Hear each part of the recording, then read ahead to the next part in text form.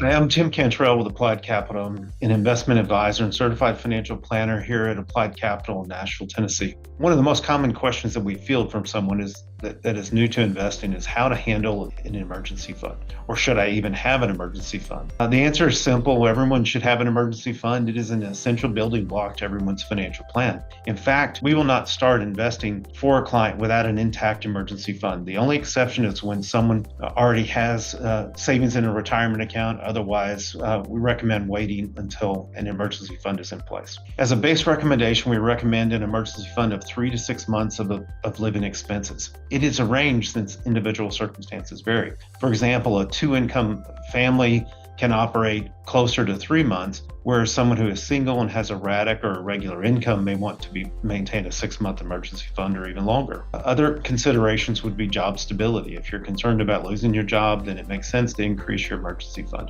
Also, if your expenses are very low, then you will likely want to set a higher amount.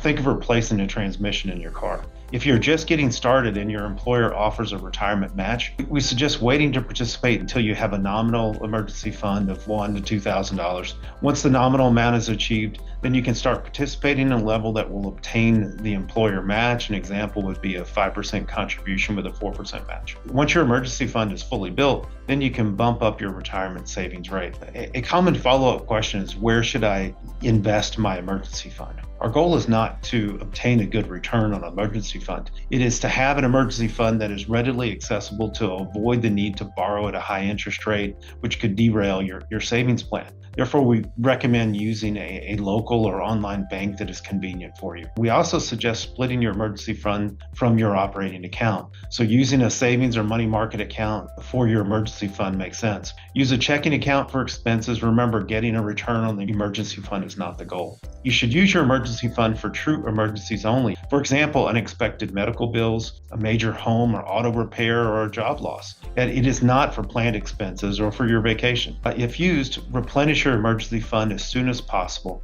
After use, repeat the steps previously discussed if needed. Keep in mind, you will carry an emergency fund over your lifetime, so periodically you will need to adjust the target amount. In many cases, as clients become more established, we will add an extension to an emergency fund. This is just like it sounds, additional funds that do not have a specific purpose other than adding to the client's liquidity. We utilize an account that is not a retirement account, known simply as an individual or joint investment account, to house the funds. The account is invested more conservatively than a retirement account, but is still invested. So we are expecting a return on the account, although the return expectations are less than what we would expect for a retirement account. An extension to an emergency fund provides additional peace of mind and is a great addition to the overall plan. By following these instructions, you'll be able to build your personal financial plan on a solid foundation, providing financial security and peace of mind. You'll be in a better position to weather an unexpected financial storm without derailing your long-term goals. I hope this helps, and please reach out to us if you have any questions.